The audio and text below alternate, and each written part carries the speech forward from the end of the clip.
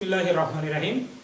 সুপ্রিয় শিক্ষার্থী এবং অভিভাবকবৃন্দ, সবাইকে আমার পক্ষ থেকে এবং আমার ইউটিউব চ্যানেল আলাউদ্দিন একাডেমির পক্ষ থেকে অনেক অনেক প্রীতি ও শুভেচ্ছা। প্রিয় শিক্ষার্থী বন্ধুরা, আশা করি তোমরা সবাই ভালো আছো।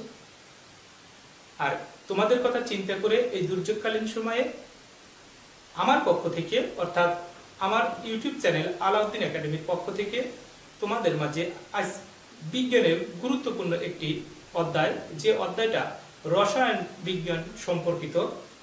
আমার প্রিয় শিক্ষার্থী বন্ধুরা, বিশেষ করে আমার প্রতিষ্ঠানের অনেক শিক্ষার্থীরা যে স্যার বিজ্ঞানের বিশেষ কয়েকটা অধ্যায়, এই অধ্যায়গুলো বাসায় সমস্যা হচ্ছে, গণিত তো প্রায় শেষই করে ফেলেছি, তাদের স্বার্থে সবার কথা চিন্তা করে তোমাদের জন্য বিজ্ঞানের অষ্টম অধ্যায়ের একদম খুবই গুরুত্বপূর্ণ একটা টপিকস বা একটা অধ্যায় নিয়ে আজ আলোচনা করব তোমাদের সাথে। আশা করি এই অধ্যায়টা এখানে যে কয়েকটা টপিকস অন্তর্ভুক্ত করা হয়েছে এবং এটি আর একটি আমি চিন্তা করেছি একটা ভিডিওতে পুরো অধ্যায়টা শেষ করা খুব দ্রুহ হবে, বিশাল বড় হয়ে যাবে, তাই দুটি ভাগে ভাগ করেছি। এই যে আজকের ভিডিওটি তোমরা যদি মনোযোগ সহকারে দেখো তাহলে ইনশাআল্লাহ এই বিষয়গুলো তোমাদের কাছে ক্লিয়ার হবে, এটাই আমি আশা রাখি। তাহলে আর দেরি নয়, প্রিয় শিক্ষার্থী বন্ধুরা, তোমাদের বই খাতা নিয়ে বসে পড়ো। আমি যেভাবে কথাগুলো বলি সেগুলো বোঝার চেষ্টা করো। তাহলে চলে যাই আলোচনায়। প্রিয় শিক্ষার্থী বন্ধুরা, প্রথমেই আমাদের আলোচ্য বিষয় হচ্ছে প্রতীক, সংকেত, যোজনী, যৌগমূলক। প্রতীক, প্রিয় শিক্ষার্থী বন্ধুরা, আমরা হয়তো অনেকেই পড়ে ফেলেছি কোনো মৌলের পুরো নামের সংক্ষিপ্ত রূপকে প্রতীক বলে। পৃথিবীতে যত পদার্থ আছে তাকে বিজ্ঞানীরা রসায়নের ভাষায় দুই ভাগে ভাগ করেছে, একটা মৌলিক পদার্থ আর একটা যৌগিক পদার্থ। সাধারণত এই মৌলিক পদার্থগুলোর সংখ্যা পৃথিবীতে সীমিত, অর্থাৎ পৃথিবীতে আজ পর্যন্ত আবিষ্কৃত মৌলিক পদার্থের সংখ্যা যে আমাদের পাঠ্য বইতে দেওয়া আছে 118টি, এটি সত্য যে আজ পর্যন্ত পৃথিবীতে আবিষ্কৃত মৌলিক পদার্থের সংখ্যা 18টি। আর এই 18টি মৌল, আমাদের যেমন 18 জন মানুষ থাকে, 18টা নাম থাকে প্রায়, এই 118টি মৌলের 118টি নাম আছে। সেই নামগুলো কোনোটা ইংরেজি ভাষার, কোনোটা ল্যাটিন ভাষার এবং দুই একটি আছে আরবি ভাষার।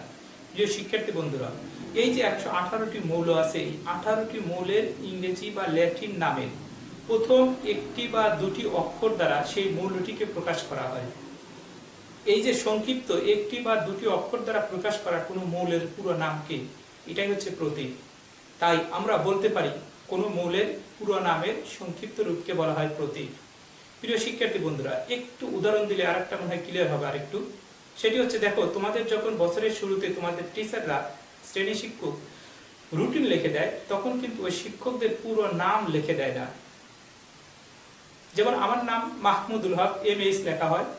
আমার স্কুলের টিচার আছে আরো, তাদের নাম যেমন SA, IK, AKA, AK, এই যে সংক্ষেপে নাম এভাবে প্রকাশ করা হয়। তো আমাদের যেমন একটা স্কুলে যেমন 30টা টিচার থাকে, সেই 30টা টিচারের পুরো নাম রুটিনে লেখে না, সংক্ষিপ্ত আকারে একটি বা দুটি অক্ষর লেখে। ঠিক মৌলিক পদার্থগুলোর নামের ক্ষেত্রে প্রতীক সেই কাজটাই করে, পুরো নাম না লিখে সংক্ষিপ্ত নামটা লেখে।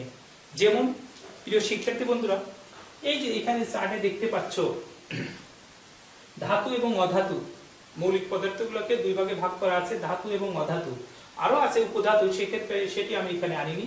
তো এই যে ধাতুগুলোর নাম এখানে আমি সংক্ষেপে লিখেছি। প্রিয় শিক্ষার্থী বন্ধুরা, এই যে hydrogen, fluorine, bromine, iodine, oxygen, sulphur, carbon, nitrogen, phosphorus, আবার কার্বন, সালফার, এগুলো সব হচ্ছে মৌলের প্রতীক। আর প্রিয় শিক্ষার্থী বন্ধুরা, দেখো, sodium, potassium, copper, silver, gold, magnesium, calcium, iron, আবার copper, zinc, tin, lead, aluminium, iron, gold, আবার টিন, লেড, এগুলো সবই হচ্ছে ধাতু আর এটা অধাতু। আর এই সবগুলো হচ্ছে মৌলিক পদার্থ এবং এগুলোই হচ্ছে প্রতীক। মানে প্রশ্ন হচ্ছে, আমি কিন্তু বলেছি যে সবগুলো মৌলের প্রতীক ইংরেজি ভাষার প্রথম অক্ষর থেকে নেওয়া হয়নি। যেমন হাইড্রোজেনের প্রতীক কি আমরা, প্রিয় শিক্ষার্থী বন্ধুরা, H, অক্সিজেনের প্রথম অক্ষর O, নাইট্রোজেনের প্রথম অক্ষর N, কার্বনের প্রথম অক্ষর সি, এগুলো সব হচ্ছে মৌলের প্রতীক। হাইড্রোজেন, অক্সিজেন, নাইট্রোজেন, কার্বন, এরকম 118টি প্রতীক আছে, কিন্তু সবগুলো মৌলের প্রতীক এই একটি করে বর্ণ দ্বারা সম্ভব না। তাই কিছু কিছু মৌলের প্রতীক আছে 2টি বর্ণ, ইভেন 3টি বর্ণ পর্যন্ত আছে। আর এগুলো সব ইংরেজি নামের সংক্ষিপ্ত রূপ। এবার দেখো প্রিয় শিক্ষার্থী বন্ধুরা, সোডিয়ামের প্রতীক বলা হচ্ছে Na, পটাশিয়ামের প্রতীক বলা হচ্ছে K, ফেরাস বা আয়রন, আয়রনের প্রতীক বলা হচ্ছে Ap। প্রিয় শিক্ষার্থী বন্ধুরা নিশ্চয় বুঝতে পারছে এবার যে সোডিয়ামের প্রতীক, তো সোডিয়াম বানান করতে গেলে তো SO আসে, তাহলে SO তে সোডিয়াম হওয়ার কথা ছিল। পটাশিয়াম P আসে, তাহলে P হওয়ার কথা ছিল। আয়রন I আসে, তাহলে I হওয়ার কথা ছিল, কিন্তু তা হয়নি। নেট্রিয়াম, সোডিয়ামের ল্যাটিন নাম নেট্রিয়াম থেকে নেওয়া হয়েছে Na, পটাশিয়াম ল্যাটিন নাম ক্যালিয়াম থেকে নেওয়া হয়েছে Ap। এই যে প্রিয় শিক্ষার্থী বন্ধুরা, এগুলো হচ্ছে প্রতীক। কোন মৌলের পুরো নামের সংক্ষিপ্ত রূপকে বলা হয় প্রতীক। এরকম আমাদের এই যে ছকটা আমি তোমাদের বই থেকে এখানে অন্তর্ভুক্ত করেছি, এই ছকটা তোমাদের রসায়ন শিক্ষার মূল হাতিয়ার। তাই তোমাদের কাছে আমার ছোট্ট একটা অনুরোধ, প্রিয় শিক্ষার্থী বন্ধুরা, এই মৌলের প্রতীক কয়টা তোমরা মুখস্থ করবা এবং যোজনীগুলো মুখস্থ করবা। তাইলে রসায়ন তোমার 8, 9 নিশ্চিন্তে ভাবে পার হয়ে যাবে। রসায়ন সম্পর্কে তোমার কখনোই দুর্বলতা আসবে না ইনশাল্লাহ। এই ছকটা 9 এর বইতে কিন্তু যা পাবা না, তোমাদের 8 থেকে এটা মুখস্থ করতে হবে। এটা এতই প্রয়োজন যে যখন যদি কেউ না শিখে না মুখস্থ করে, তখন রসায়ন করতে গেলে হারে হারে বুঝবে যে যোজনীর চারটা তার জীবনে কত প্রয়োজন। তাই প্রিয় শিক্ষার্থী বন্ধুদের আমি আবারও অনুরোধ করছি, এই ছকটা তোমরা যে করে হোক মনে রাখার চেষ্টা করবা। আমি এখানে যেটা বলেছি সেটা যোজনীতেই চলে আসবো। এবার তাহলে প্রতীক গেল, আসি সংকেত। সংকেত কি প্রিয় শিক্ষার্থী বন্ধুরা? সংকেত হচ্ছে অণুর সংক্ষিপ্ত রূপ, যৌগিক পদার্থ বা মৌলিক পদার্থ। পরমাণু কি? পরমাণু হচ্ছে মৌলিক পদার্থের একটা ক্ষুদ্রতম কণা, যার স্বাধীন অস্তিত্ব নাই, কিন্তু রাসায়নিক বিক্রিয়ায় অংশগ্রহণ করে। যখন রাসায়নিক বিক্রিয়ায় অংশগ্রহণ করে, একটা হাইড্রোজেন পরমাণু আর একটা হাইড্রোজেন পরমাণুর সাথে যুক্ত হইয়া H2 হাইড্রোজেন অণু গঠন করে। তাহলে H2 হচ্ছে হাইড্রোজেনের প্রতীক আর H2 হচ্ছে হাইড্রোজেনের সংকেত। তার মানে অণুতে একাধিক পরমাণু থাকে ম্যাক্সিমাম ক্ষেত্রে। আর কিছু কিছু মৌলিক পদার্থ আবার একটা পরমাণু দ্বারাই ওই পদার্থের অণু গঠিত। যেমন আমরা সোডিয়ামের প্রতীকও Na, সংকেতও Na, এরকম আরো কিছু যৌগ আছে। কিন্তু মৌলিক পদার্থ যেগুলো মানে গ্যাসীয় পদার্থ, অধাতুগুলো, সেগুলো দ্বিপরমাণু। যেমন হাইড্রোজেন, অক্সিজেন, নাইট্রোজেন, ক্লোরিন, এগুলো 2টি করে পরমাণু থাকে, এদেরকে বলা হয় দ্বিপরমাণুক। মৌলিক গ্যাসের অণুগুলো সাধারণত দ্বিপরমাণুক। সংক্ষিপ্ত রূপকে বলা হয় সংকেত। অণুর সংক্ষিপ্ত রূপকে বলা হয় সংকেত। এগুলো আমরা দেখলাম মৌলিক পদার্থের সংকেত। এবার আসি আমরা যৌগিক পদার্থের সংকেত।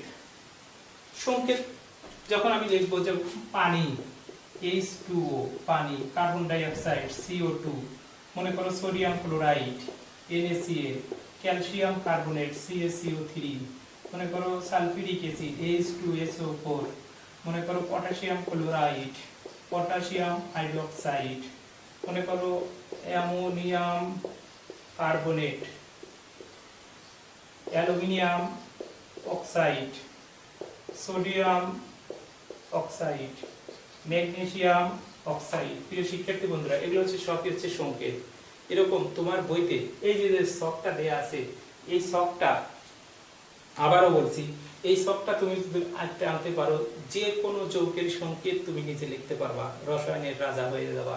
প্রিয় শিক্ষার্থী বন্ধুরা, এই যে সংকেতগুলো আমি লিখলাম, কিভাবে লিখলাম দেখো, কোনোটার এখানে 2 দিয়েছি, কোনোটার দেইনি, কোনোটার 2 1 দিয়েছি, 2 3 দিয়েছি, এখানে কোনোটাই দেইনি, এখানে আবার দেখো 2 ব্র্যাকেট দিয়ে দিয়েছি। এই রহস্যটা কি? এটা আলোচনা করতে গেলে আমাদের সংকেতের সাথে যোজনীকে নিয়ে আসতে হবে। অর্থাৎ সংকেত, যৌগের সংকেত লিখতে গেলে তোমাকে অবশ্যই যোজনীর ধারণাটা ক্লিয়ার থাকতে হবে। আর এজন্যই কিন্তু আমি এই ছকটা দিয়েছি প্রিয় শিক্ষার্থী বন্ধুরা। হাইড্রোজেন, ক্লোরিন, ব্রোমিন, আয়োডিন, এদের সবার যোজনী এক। Sodium, potassium, copper, silver, gold, এদের যোজনী এক। Ammonium hydroxyl, hydrogen carbonate, nitrite, এদের সবার যোজনী এক। আমি এটা যোজনী 1, এগুলো যোজনী 2, এটা যোজনী 3, এটা যোজনী 4। তার মধ্যে দেখো প্রিয় শিক্ষার্থী বন্ধুরা, কার্বন আমার এঘরেও আছে, এঘরেও আছে, সালফার 2 ঘরেও আছে, 4 ঘরেও আছে। অর্থাৎ কিছু কিছু মৌল আছে যারা একাধিক যোজনী প্রদর্শন করে, কিছু কিছু মৌল আছে যারা একাধিক যোজনী প্রদর্শন করে, তাদের যোজনীকে আমরা বলবো পরিবর্তনশীল যোজনী।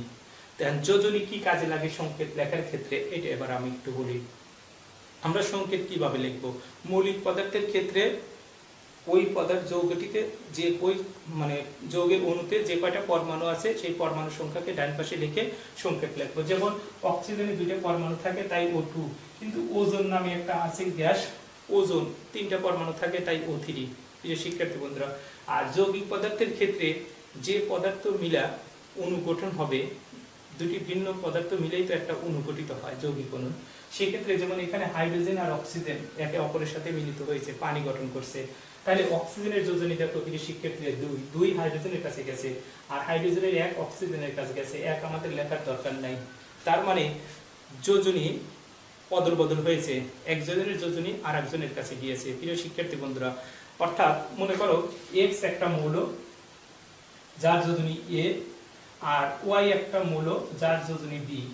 এরা দুইটা মিলে যখন যৌগ গঠন করবে, যৌগ যখন গঠন করবে তখন হবে এক্স বি ওয়াই এ। প্রিয় শিক্ষার্থী বন্ধুরা, যোজনী অদল বদল করবে। অর্থাৎ মানুষ যখন বন্ধনে আবদ্ধ হয়, আরো যদি ক্লিয়ার করি, মানে আমাদের সংসার জীবনে, বাস্তব জীবনে মানুষ যখন অনেক সময় বিবাহ বন্ধনে আবদ্ধ হয় তখন কিন্তু তারা মালা বদল করে। অনেক সময় অনেক এলাকায় এই প্রচলনটা আছে। যৌগগুলো এলাকা ভিত্তিক না, ওরা সব জায়গায় যৌগ যখন গঠিত হবে তখন যোজনী অদল বদল করবে। আর সেই অদল বদল করতে গিয়ে যদি দেখা যায় যে দুইজনের যোজনী কোনো মিল নেই, তাহলে জাস্ট স্থান পরিবর্তন করে লিখে দিতে হবে। কিংবা যদি দেখা যায় যে দুইজনের যোজনী সেম, দুইজনের যোজনী 2, যেমন দেখো এখানে ম্যাগনেসিয়াম অক্সাইডের সংকেত লিখছি MgO, এখানে দেখো ম্যাগনেসিয়ামের যোজনী 2 এর ঘরে আছে, অক্সিজেনের যোজনী 2 এর ঘরে, তাহলে ম্যাগনেসিয়াম এবং অক্সিজেন 2 তো চেঞ্জ হওয়ার কথা ছিল, 2 কেটে গেছে। অর্থাৎ দুটি মৌলের যোজনী যদি কোনো একটি সংখ্যার গুণিতক হয় তাহলে ওই সংখ্যা দ্বারা সেটা কেটে যায় বা বাদ দিতে হয়। যদি কাটাকাটি না হয় সেক্ষেত্রে দেখো প্রিয় শিক্ষার্থী বন্ধুরা, এখানে অ্যালুমিনিয়াম অক্সাইড লিখেছি, তাহলে অ্যালুমিনিয়ামের দেখো যোজনী 3 এর ঘরে, অ্যালুমিনিয়ামের যোজনী 3 আর অক্সিজেনের যোজনী 2, তাহলে অক্সিজেনের 2 অ্যালুমিনিয়ামের কাছে আসছে, অ্যালুমিনিয়ামের 3 অক্সিজেনের কাছে গেছে। এবার দেখো সোডিয়াম আর অক্সিজেন, সোডিয়ামের যোজনী আমরা জানি 1 আর অক্সিজেনের যোজনী 2, তাহলে অক্সিজেনের 2 সোডিয়ামের কাছে আসছে, সোডিয়ামের 1 এখানে যাবে, লেখার দরকার নাই। অ্যামোনিয়াম কার্বনেট, প্রিয় শিক্ষার্থী বন্ধুরা দেখো অ্যামোনিয়ামের যোজনী 1 আর কার্বনেটের যোজনী আমার আছে 2, তাহলে কার্বনেটের 2 অ্যামোনিয়া যেহেতু যৌগমূলক একটা, আমরা যৌগমূলক আলোচনায় আসবো, তাহলে NH4 CO3, তাহলে কার্বনেটের 2 যোজনী, এই 2 যোজনীটা হচ্ছে কার্বনেটের, আর অ্যামোনিয়ামের যোজনী 1 এখানে লেখার প্রয়োজন নেই। H2SO4 হাইড্রোজেনের যোজনী প্রিয় শিক্ষার্থীরা 1 আর সালফেটের যোজনী দেখো 2, তাহলে SO4 যখন এভাবে আমরা লিখবো, সালফেটের 2 এখানে আসবে, হাইড্রোজেনের 1 ওখানে গেছে, লেখার দরকার নাই। অনুরূপভাবে দেখো পটাশিয়ামেরও 1, ক্লোরিনেরও 1, তাহলে ওইরকমই ক্যালসিয়ামেরও 2, কার্বনেটেরও 2, তাহলে 2 বাদ দিয়ে দেওয়া হয়েছে। এখানে সোডিয়ামের 1, ক্যালসিয়ামের মানে ক্লোরিনেরও 1, লেখার দরকার নাই। এখানে কার্বন ডাই অক্সাইড দেখো, কার্বনের যোজনী 2 এর ঘরেও আছে, কার্বন 4 এর ঘরেও আছে, তাহলে কার্বন আর অক্সিজেন যখন হয় কার্বনের 4 এখানে গেছে, 2 এখানে আসছে, এই 2 আর এই 2 এর গুণিতক, তাহলে 2 দিয়ে 2টাকে কাটা হয়েছে, তাহলে 2, তাহলে হয়েছে CO2। প্রিয় শিক্ষার্থী বন্ধুরা, আশা করি তোমরা এই যে ধাতু অধাতু যৌগমূলক যখন যৌগ গঠন করবা, মনে করো তোমার জানা নেই যে তুমি একটা যৌগ গঠন করবা, কিন্তু কার সাথে কিভাবে গঠিত হয় তুমি কিছুই জানো না, আগে ধাতু বসাবা তারপরে অধাতু বসাবা, আগে ধাতব অংশ বসাবা তারপরে অধাতব অংশ বসাবা, অথবা আগে ধাতব অংশ বা ধনাত্মক যৌগমূলক পরে ঋণাত্মক যৌগমূলক। যেমন মনে করো আমাকে সোডিয়াম সালফেটের সংকেত লিখতে বললো, তাহলে সোডিয়াম সালফেট, আগে সোডিয়াম ধাতু ডান পাশে লিখবো, সালফেট সোডিয়াম বাম পাশে লিখবো, সালফেট ডান পাশে লিখবো।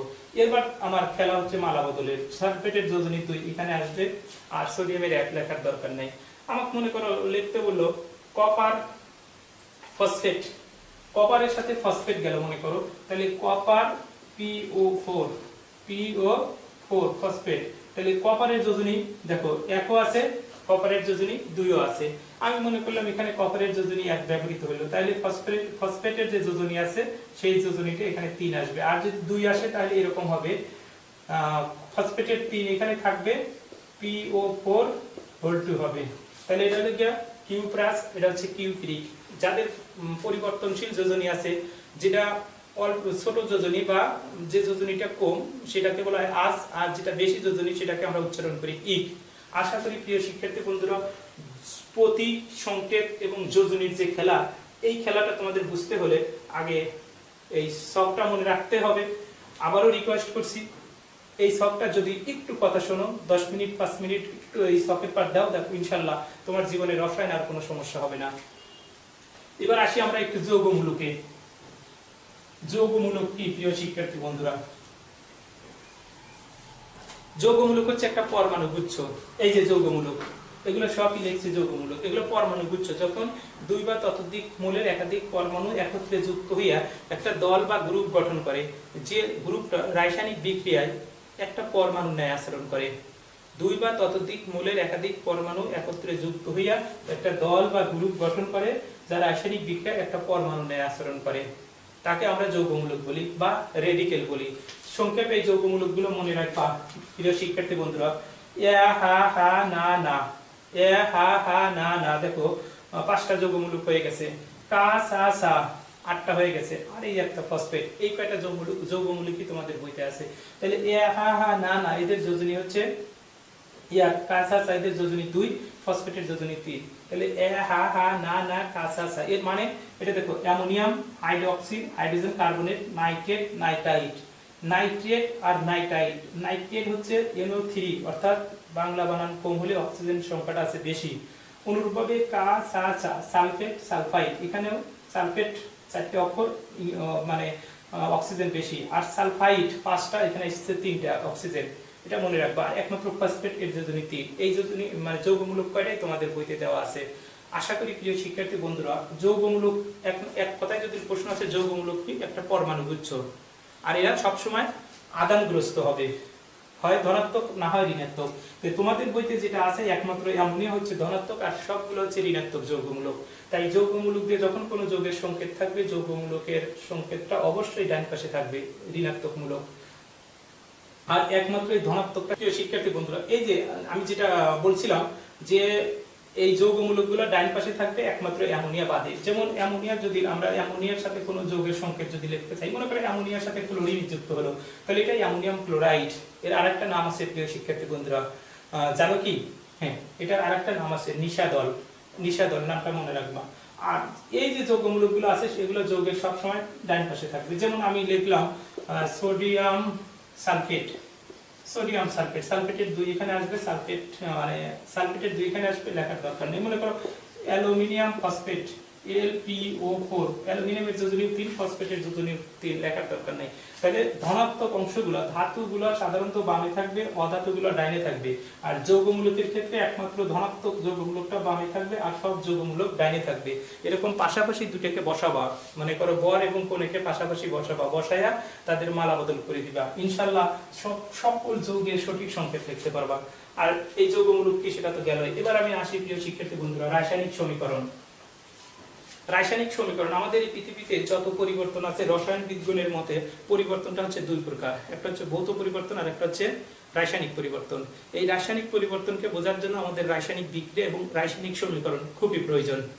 রাসায়নিক বিক্রিয়াকে বুঝতে গেলে রাসায়নিক পরিবর্তন এবং রাসায়নিক সমীকরণ জানা খুবই পরিবর্তন। তাহলে রাসায়নিক সমীকরণ কাকে বলে? একটা বিক্রিয়ায় যে সকল পদার্থ বিক্রিয়া করে, যে রাসায়নিক প্রক্রিয়ায় মানে যে প্রক্রিয়ায় 2 বা ততোধিক পদার্থ বিক্রিয়া করে নতুন পদার্থ উৎপন্ন করে, তাকে বলা হয় রাসায়নিক বিক্রিয়া। মানে যেমন মনে করো সোডিয়াম আর ক্লোরিন বিক্রিয়া করে সোডিয়াম ক্লোরাইড হয়ে গেল, একটা নতুন পদার্থ উৎপন্ন করলো। হাইড্রোজেন আর পানি, অক্সিজেন বিক্রিয়া করে পানি উৎপন্ন করলো, এটা একটা রাসায়নিক বিক্রিয়া। এই বিক্রিয়ায় যে মৌলগুলো বা যৌগগুলো অংশগ্রহণ করছে, সেই মৌলগুলোর প্রতীক বা সংকেত এবং সমান চিহ্ন সম্মিলিত যে একটা সমীকরণ গঠন করা হয় বীজগণিতে অপনয়ন প্রতিস্থাপন অঙ্ক যখন করা যেমন সমীকরণ গঠন করে, ঠিক এরকম যে রাসায়নিক সমীকরণ, এটা রাসায়নিক বিক্রিয়ায় যা ঘটে তার সংক্ষিপ্ত রূপকে বলা হয় রাসায়নিক সমীকরণ। একটা রাসায়নিক বিক্রিয়ায় যা ঘটে তার সংক্ষিপ্ত রূপ, সেই রূপটা আমরা কিসে প্রকাশ করব? প্রতীক সংকেত এবং সমান চিহ্ন বা যোগ বিয়োগ চিহ্নের মাধ্যমে প্রকাশ করব। তাহলে আমরা বলতে পারি যে প্রক্রিয়ায় দুই বা ততোধিক পদার্থ বিক্রিয়া করে নতুন পদার্থ উৎপন্ন করে তাকে বলা হয় রাসায়নিক বিক্রিয়া। আর একটা রাসায়নিক বিক্রিয়াকে সংক্ষেপে প্রকাশ করার জন্য যে পদ্ধতি অবলম্বন করা হয় সেটাই হচ্ছে রাসায়নিক সমীকরণ। প্রিয় শিক্ষার্থী বন্ধুরা, যেমন মনে করো নাইট্রোজেন আর হাইড্রোজেন বিক্রিয়া করলো, বিক্রিয়া করে অ্যামোনিয়া তৈরি করলো NH3, এটা একটা রাসায়নিক বিক্রিয়া। মনে করো হাইড্রোজেন অক্সিজেনের সাথে বিক্রিয়া করলো, বিক্রিয়া করে H2 হলো পানি, এটা একটি রাসায়নিক বিক্রিয়া। কার্বন অক্সিজেনের সাথে বিক্রিয়া করলো, বিক্রিয়া করে কার্বন ডাই অক্সাইড হলো, এটা একটা রাসায়নিক বিক্রিয়া। তাহলে এই যে রাসায়নিক বিক্রিয়া আর এই পুরো বিক্রিয়াটাকে আমরা প্রকাশ করলাম সমীকরণের মাধ্যমে, এটা আমরা সবগুলো সমান চিহ্ন দিয়ে দেবো, এরো চিহ্ন না দিয়ে। তাহলে এই যে রাসায়নিক, এটা হচ্ছে রাসায়নিক সমীকরণ। একটা রাসায়নিক বিক্রিয়া যা ঘটে তার সংক্ষিপ্ত রূপ। আর রাসায়নিক সমীকরণ বা বিক্রিয়া বুঝতে হলে প্রিয় শিক্ষার্থী বন্ধুরা তোমাদের একবারে করজোরে অনুরোধ করব যে কিছু বিক্রিয়া তোমাদের বইতে যেগুলো আছে একটু কয়েকদিন 5 দিন 7 দিন পর পর একটু দেখবা লিখবা, তাহলে ইনশাআল্লাহ তোমাদের বিক্রিয়া নিয়ে কোনো সমস্যা হবে না, এই অধ্যায়ের 10 মার্ক তোমরা তুলতে পারবা। রাসায়নিক সমীকরণ গেল, রাসায়নিক সমীকরণ হচ্ছে একটা বিক্রিয়া যা ঘটে তার সংক্ষিপ্ত রূপ। আর সমীকরণ লেখার নিয়ম, আমরা সমীকরণ কিভাবে লিখবো প্রিয় শিক্ষার্থী বন্ধুরা? সমীকরণ সবসময় সংকেতের মাধ্যমে লেখা হয়। যে বিক্রিয়কগুলো অংশগ্রহণ করে সমীকরণ, মানে করো এরা হচ্ছে বিক্রিয়ায় অংশগ্রহণ করছে, এদেরকে আমরা বলবো বিক্রিয়ক। আর এরা উৎপন্ন হয়েছে, এদেরকে আমরা বলবো উৎপাদ, বা এদেরকে বলবো বিক্রিয়াজাত আর এটা বলবো উৎপাদজাত। বিক্রিয়ক পদার্থ আর বিক্রিয়াজাত পদার্থ, বিক্রিয়ক আর বিক্রিয়াজাত, অথবা এটাকে বলা হয় রিঅ্যাক্টেন্ট বা বিক্রিয়ক, এটাকে বলা হয় উৎপাদ। তাহলে এই বিক্রিয়কগুলো সবসময় সমান চিহ্নের বাম পাশে থাকবে, উৎপাদগুলো সবসময় সমান চিহ্নের ডান পাশে থাকবে। এটা একটা নিয়ম যে বিক্রিয়া যারা অংশগ্রহণ করবে তারা ওই বিক্রিয়ক, আর যারা উৎপন্ন হবে তারা হচ্ছে উৎপাদ। বিক্রিয়কগুলো বাম পাশে থাকবে, উৎপাদটা ডান পাশে থাকবে, মাঝখানে একটা সমান চিহ্ন থাকবে। প্রিয় শিক্ষার্থী বন্ধুরা, একটা রাসায়নিক বিক্রিয়ায় কোনো পরমাণুর সৃষ্টি বা ধ্বংস হয় না, শুধু তারা নিজেদের মধ্যে পুনর্বিন্যাসিত হয়, নিজেদের মধ্যে স্থান পরিবর্তন করে। তাই একটা রাসায়নিক বিক্রিয়ায় বাম পাশ এবং ডান পাশে পরমাণু সংখ্যা সবসময় সমান থাকবে, যাকে আমরা বলি রাসায়নিক বিক্রিয়ার সমতাকরণ।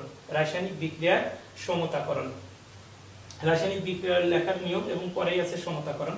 তাহলে একটা রাসায়নিক বিক্রিয়ায় বিক্রিয়ক যদি একাধিক পদার্থ হয় তাহলে মাঝখানে যোগ বা যোগ চিহ্ন ব্যবহার করা হয়। যেমন এখানে দুইটা পদার্থ বিক্রিয়া করে একটা হয়েছে, তাহলে সমান চিহ্ন, এখানে যোগ চিহ্ন ব্যবহার করা হয়েছে। প্রিয় শিক্ষার্থী বন্ধুরা, যে আমি যদি বিক্রিয়ক এবং উৎপাদের সঠিক সংকেত লিখতে পারি তাহলে আমার কাছে সমতাকরণ সহজ হবে, আর আমি যদি সঠিক সংকেত লিখতে না পারি তাহলে কিন্তু আমার সমতাকরণ সম্ভব হবে না।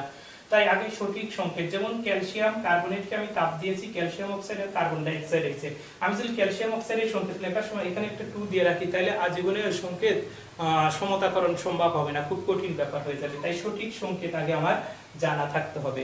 তারপরে আমরা অটোমেটিক, যেমন আমি নাইট্রোজেন যোগ হাইড্রোজেন বিক্রিয়া করে যখন অ্যামোনিয়া হলো NH3, দেখো এখানে 3 আছে আর এখানে আছে 2, তাহলে 3 আর 2 তো মৌলিক সংখ্যা, মিলছে না, তাহলে এর সামনে একটা 3 দিয়ে দাও, এর সামনে একটা 2 দিয়ে দাও, তাহলে অটোমেটিক সমতা এসে গেল। প্রিয় শিক্ষার্থী বন্ধুরা, হাইড্রোজেন আর অক্সিজেন মিলে যখন পানি হয়েছে H2O, দেখো এখানে একটা এখানে 2টা, তাহলে কি আসলো 1 আর 2, মানে এখানে দেখো 2 দিয়ে দিলাম, 2 হয়ে গেল, তাহলে 2 2 মিলে গেল। আর এখানে আছে হাইড্রোজেন, 2 2 গুণা 4টা, তাহলে এখানে একটা 2 দিয়ে দাও, সমতা এসে গেল। মনে করো এরকম অসংখ্য বিক্রিয়া আছে। মনে করো যে কি দেব, অ্যালুমিনিয়াম আর অক্সিজেন বিক্রিয়া করলো, বিক্রিয়া করে অ্যালুমিনিয়াম Al2O3 উৎপন্ন করলো, তাহলে অক্সিজেনের মৌলিক গ্যাস দ্বিপরমাণু, 2টা পরমাণু আছে, এখানে অক্সিজেন আছে 2টা, এখানে অক্সিজেন আছে দেখো 3টা। প্রিয় শিক্ষার্থী বন্ধুরা, কিন্তু এখানে অ্যালুমিনিয়াম আছে 2টা, তাহলে এখানে 2 দিয়ে দিলাম, 2 দিয়ে দিলে অ্যালুমিনিয়াম 2 মিলে গেল, তাহলে এখানে যদি আমি 2 দিয়ে দেই তাহলে কিন্তু দেখো 4টা হয়ে যায়, তাই না?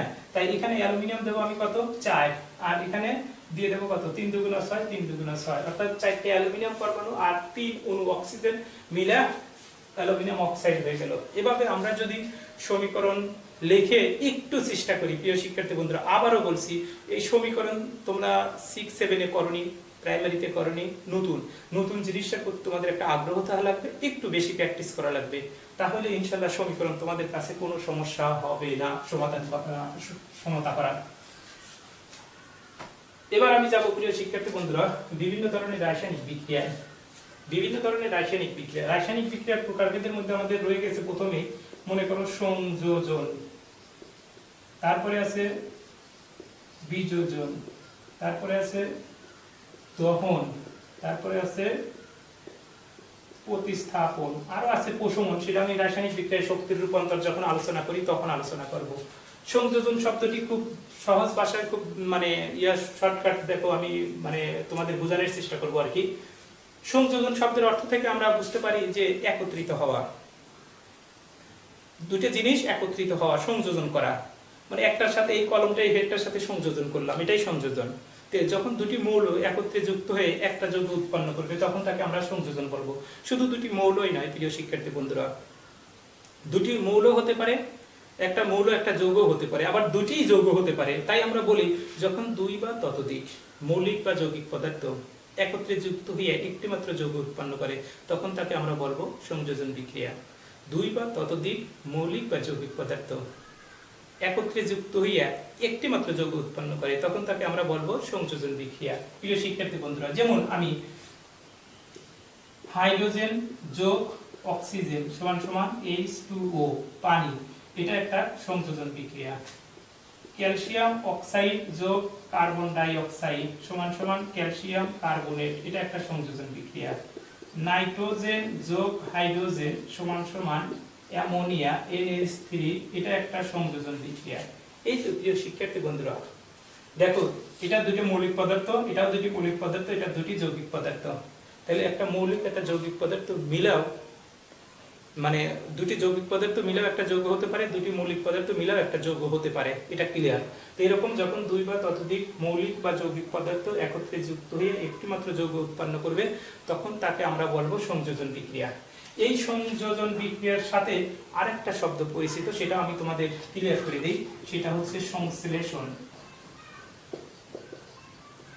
সংশ্লেষণ তোমাকে এরকম তিনটে বিক্রিয়া বা দুটো বিক্রিয়া দিল, এই দুটো বিক্রিয়া দিল, বললো এই বিক্রিয়াটি সংযোজন এবং সংশ্লেষণ উভয়, কিন্তু এই বিক্রিয়াটি শুধুই সংযোজন বিক্রিয়া। কেন? ব্যাখ্যা করো। খুবই খুবই গুরুত্বপূর্ণ পরীক্ষার জন্য।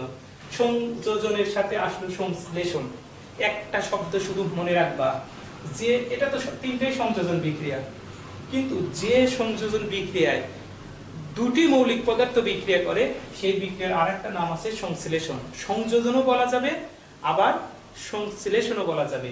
যে সংযোজন বিক্রিয়ায় দুটি মৌলিক পদার্থ বিক্রিয়া করে তাকে আমরা বলবো সংশ্লেষণ। তাহলে এই দুটি বিক্রিয়া সংযোজন বটে আবার সংশ্লেষণও বটে, এই দুটি বিক্রিয়া সংযোজনও বটে সংশ্লেষণও বটে, কিন্তু এই বিক্রিয়াটি শুধুই সংযোজন বিক্রিয়া, শুধুই সংযোজন বিক্রিয়া, সংশ্লেষণ বিক্রিয়া না, কারণ এটি মৌলিক পদার্থ বিক্রিয়া করেনি। আশা করি প্রিয় শিক্ষার্থী বন্ধুরা সংযোজন বিক্রিয়া তোমরা বুঝতে পারছো, যে যে বিক্রিয়ায় দুই বা ততোধিক মৌলিক বা যৌগিক পদার্থ বিক্রিয়া করে একটি মাত্র যৌগ উৎপন্ন করে তাকে সংযোজন বিক্রিয়া বলে, আর যে সংযোজন বিক্রিয়ায় দুটি মৌলিক পদার্থ বিক্রিয়া করে একটি যৌগ উৎপন্ন করে তাকে সংশ্লেষণ বিক্রিয়া বলা যায়। তাহলে সকল সংশ্লেষণ বিক্রিয়াই সংযোজন বিক্রিয়া, কিন্তু সকল সংযোজন বিক্রিয়া সংশ্লেষণ বিক্রিয়া নয়। ব্যাখ্যা করো, এভাবেও প্রশ্নটি আসতে পারে। তাহলে শুধু ওই সংশ্লেষণ বিক্রিয়ার সমীকরণ মানে সংজ্ঞাটা যদি লিখে একটু ফাইন্ড আউট করে দাও তাহলে ইনশাআল্লাহ নাম্বার পেয়ে যাবে। যে সংযোজন বিক্রিয়ায় দুটি মৌলিক পদার্থ বিক্রিয়া করে একটি মাত্র যৌগ উৎপন্ন করে তাকে সংশ্লেষণ বিক্রিয়া বলে। এবার আসবো আমি প্রিয় শিক্ষার্থী বন্ধুরা বিযোজন। বিযোজন সেম আমি যে বিক্রিয়াগুলো ওখানে লিখলাম ওইগুলোই আমি এই পাশে লিখবো। এবার মনে করো H2O, এটাকে পানিকে তাপ দেবো, হাইড্রোজেন যোগ অক্সিজেনে ভেঙে যাবে, ক্যালসিয়াম মানে কার্বনেট ছিল আমাদের, ক্যালসিয়াম কার্বনেট, এটাকে তাপ দেব, CaO যোগ কার্বন ডাই অক্সাইড হবে। আরো লিখছিলাম NH3, এটাকে আমরা বিয়োজিত করব, নাইট্রোজেন যোগ হাইড্রোজেনে ভেঙে যাবে, মনে করো এভাবে আসলো। মনে করো খাবার লবণ, সোডিয়াম ক্লোরাইডকে আমরা তড়িৎ বিশ্লেষণ করলে সোডিয়াম যোগ ক্লোরিন পাবো। এগুলো সবই হচ্ছে বিয়োজন বিক্রিয়া প্রিয় শিক্ষার্থী বন্ধুরা। তাহলে হ্যাঁ, বিয়োজন বিক্রিয়া। এগুলো সবই হচ্ছে বিয়োজন বিক্রিয়া।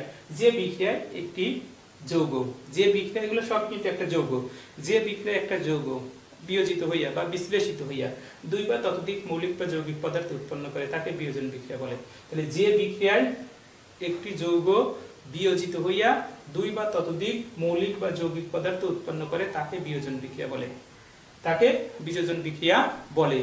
আর এই বিয়োজন বিক্রিয়ার সাথে আরেকটা যে সম্পর্ক কথা আছে সেটা হচ্ছে বিশ্লেষণ। সেম সংযোজনের মতোই।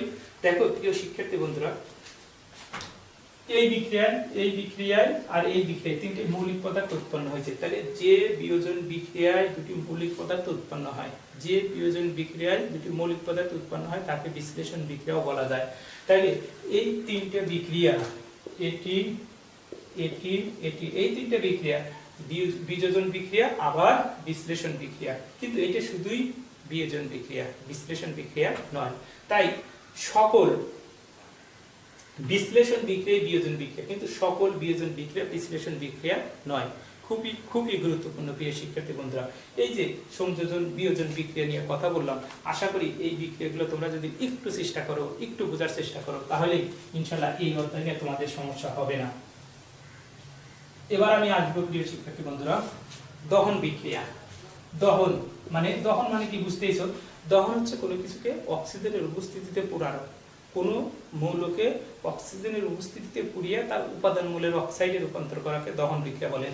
যেমন আমি যদি সালফারকে অক্সিজেনে দহন করি, সালফার ডাই অক্সাইড হবে, সালফার ডাই অক্সাইড। কার্বনকে অক্সিজেনে দহন করলে কার্বন ডাই অক্সাইড হবে। আয়রনকে যদি অক্সিজেনে দহন করি, আয়রন অক্সাইড হবে। প্রিয় শিক্ষার্থী বন্ধুরা, ম্যাগনেসিয়ামকে যদি অক্সিজেনে দহন করা যায় অক্সিজেনের উপস্থিতিতে, ম্যাগনেসিয়াম অক্সাইড হবে। এই যে বিক্রিয়াগুলো প্রিয় শিক্ষার্থী বন্ধুরা আশা করি বুঝতে পারছো। এই যে বিক্রিয়াগুলো, এই সবগুলো বিক্রিয়াই দহন বিক্রিয়া। তাহলে দেখো, একটা মৌলকে অক্সিজেনের উপস্থিতিতে পোড়ালাম, সেই তার উপাদান মূলের oxide, sulphur dioxide, carbon dioxide, iron oxide, magnesium oxide. তাহলে কার্বন ডাই অক্সাইড হোক আর অক্সাইড হোক, অক্সাইডে রূপান্তরিত হয়েছে। তাহলে কোনো মৌল বা যৌগকে অক্সিজেনের উপস্থিতিতে পুড়িয়ে তার উপাদান মূলের অক্সাইডে রূপান্তর করাকে বলা হয় দহন বিক্রিয়া। এগুলো সব আমাদের দহন বিক্রিয়ার উদাহরণ।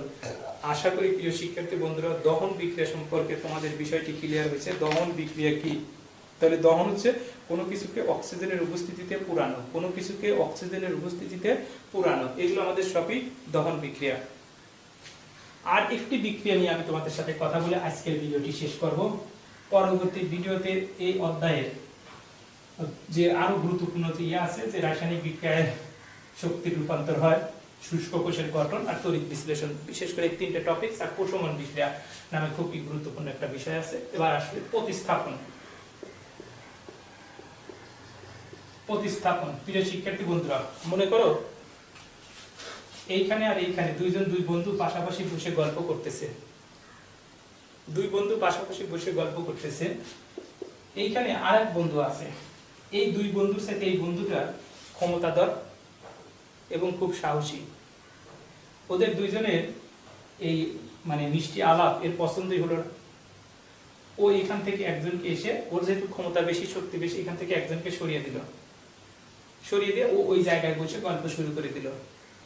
আমাদের তো এখানে গল্প না প্রিয় শিক্ষার্থী বন্ধুরা, যৌগ। মনে করো এখানে কপার আর সালফেট খুব মিলামিশে আছে ভালোভাবে। এখানে জিঙ্ক চলে আসছে, এই জিঙ্কের ক্ষমতা কপারের চাইতে বেশি। জিঙ্ক এসে এই কপারকে সরাই দিল, দিয়া জিঙ্ক সালফেট কপারকে আলাদা করে দিল।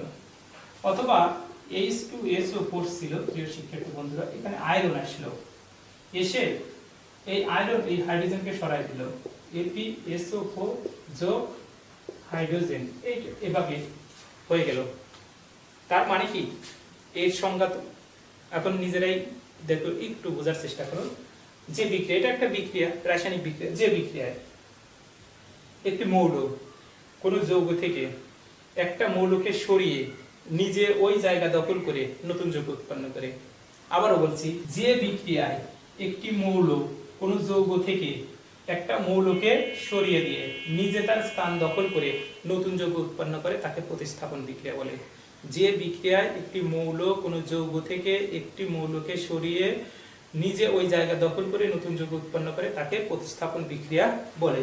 তাহলে এগুলো আমাদের সবই প্রতিস্থাপন বিক্রিয়া। প্রিয় শিক্ষার্থী বন্ধুরা, আশা করি প্রতিস্থাপন বিক্রিয়া কি বুঝতে পারছো। মনে করেন এরকম বিক্রিয়া আছে, আয়রন যোগ কপার সালফেট সমান সমান উৎপন্ন হবে ApSO4 আয়রন সালফেট যোগ কপার। হ্যাঁ প্রিয় শিক্ষার্থী বন্ধুরা, এখানে আরেকটা কথা বলে রাখি যেটা পরবর্তীতে তোমাদের মাথায় প্রশ্ন জাগবে। এই যে আমি প্রতিস্থাপন বিক্রিয়াগুলো লিখছি, আর কেউ যদি এই প্রতিস্থাপন বিক্রিয়াটা এভাবে লেখে, জিঙ্ক সালফেট যোগ কপার লিখে মনে করো দিয়ে দিলে, এরকম কয়েকটা বিক্রিয়া দিয়ে এমসিকিউ দিলে যে কোনটি সঠিক দিয়ে দিল কপার সালফেট যোগ জিঙ্ক, এই বিক্রিয়াটা হবে না প্রিয় শিক্ষার্থী বন্ধুরা। তোমাদের মনে প্রশ্ন জাগতে পারে যে আপনিই তো বললেন যে বিক্রিয়া একটা মৌল কোনো যৌগ থেকে একটা মৌলকে সরিয়ে নিয়ে ওই স্থান দখল করে নতুন যৌগ উৎপন্ন করে তাকে প্রতিস্থাপন বিক্রিয়া বলে। তো এটা তো তাই করছে, এর চেয়ে ব্যতিক্রম কিছু হয়নি। কিন্তু না, আমি ওই যে প্রথমেই বলছি ক্ষমতাধর, মনে করো তোমার এক রোল তোমাকে তোমার জায়গা থেকে সরিয়ে দিবে, তাহলে যে 2 রোল আসবে তার অবশ্যই ক্ষমতা বেশি হবে, পড়াশোনা বেশি করতে হবে। পড়াশোনা যে বেশি করতে পারবে, ক্ষমতা যার বেশি সেই সরাইতে পারবে, আর যে দুর্বল সে কিন্তু তোমাকে সরাতে পারবে না। আর কোন মৌল দুর্বল আর কোন মৌল সবল এটা বুঝবো কি করে? এটা আমরা নবম শ্রেণীতে গেলে বুঝবো। তারপরে আমি তোমাদের আজকে অ্যাডভান্স একটু দিয়ে রাখছি যে দেখো কিছু কে না কে ম্যাকগাইভার এলো যেন ফিরে সোনা পাবে হায় কুলঙ্কার হাবলু আজি পিটাবে আমায়। প্রিয় শিক্ষার্থী বন্ধুরা, এটা হচ্ছে আমরা বলি ধাতুর সক্রিয়তা সিরিজ। আমি সংক্ষেপে মনে রাখার জন্য এভাবে মনে রাখি, এটা হচ্ছে ধাতুর সক্রিয়তা সিরিজ। প্রিয় শিক্ষার্থী বন্ধুরা, ধাতুর সক্রিয়তা সিরিজ, আবারও বলছি এটা কি ধাতুর সক্রিয়তা সিরিজ। মানে দেখো আমি বলছিলাম কপার জিঙ্ককে সরাতে পারবে না, তাহলে এইটার ক্ষমতা উপরে কে না কে আমি সংক্ষেপ উপর থেকে লিখছি, এই নাটা উপরেও থাকতে পারতো, এখানেও আনতে পারতাম, ওটা কোনো ব্যাপার না, কাছাকাছি। তাহলে এই সিরিয়ালে যে উপরে আছে সে নিচের যৌগকে সরাতে পারবে, কিন্তু নিচের যৌগ উপরের যৌগকে সরাতে পারবে না। সবচেয়ে নিষ্ক্রিয় মৌল হচ্ছে গোল্ড AU, এটা অন্য কারোর সাথে বিক্রিয়া করে না। ইভেন ওকে আগুনে পুড়াই দিলেও কারো মানে ওর থেকে খাত পুড়ে শেষ হয়ে যায়, সোনা পড়ে না, ও এতটাই নিষ্ক্রিয়। আর এগুলো সবচেয়ে সক্রিয়। তাহলে সক্রিয়তার সিরিজ একে আমি বলি সক্রিয়তার সিরিজ। আমি সংক্ষেপে এভাবে মনে রাখি, কে না কে ম্যাকগাইভার এলো যেন ফিরে সোনা পাবে হায় কুলঙ্কার হাবলু আজি পিটাবে আমায়। প্রিয় শিক্ষার্থী বন্ধুরা, আশা করি আজকের এই আলোচনা থেকে প্রতীক, সংকেত, যোজনী, যৌগমূলক, রাসায়নিক সমীকরণের লেখার নিয়ম এবং সমতাকরণ আর বিভিন্ন ধরনের রাসায়নিক বিক্রিয়া, এই ভিডিওটা তোমরা যদি একটু সময় নষ্ট করিয়া একবার ছাড়া 2বার দেখো, আশা করি তোমাদের বইও পড়া লাগবে না, এই প্রশ্নগুলো তোমরা একাই উত্তর করতে পারবা। আর যদি কোনো সমস্যা হয় তাহলে অবশ্যই কমেন্ট করবা যে এই সমস্যা আছে, আমি সমাধান করার চেষ্টা করব। আবারও মাহে রমজানের শুভেচ্ছা জানিয়ে আমার ইউটিউব চ্যানেল আলাউদ্দিন একাডেমির পক্ষ থেকে তোমাদের শুভেচ্ছা জানিয়ে শেষ করছি। যাবার আগে ছোট্ট একটা অনুরোধ, ভিডিওটি ভালো লাগলে অবশ্যই কমেন্ট, লাইক এবং শেয়ার করতে ভুলবা না। আর যারা আজ পর্যন্ত আমার চ্যানেলটি সাবস্ক্রাইব করো নাই তারা তো এরকম মজার ভিডিও দেখতে পারবা না, তাই অতি দ্রুত আমার চ্যানেলটি সাবস্ক্রাইব করার জন্য অনুরোধ থাকলো। আল্লাহ হাফেজ, সবাই ভালো থেকো, সুস্থ থাকো, বাসায় অবস্থান করো।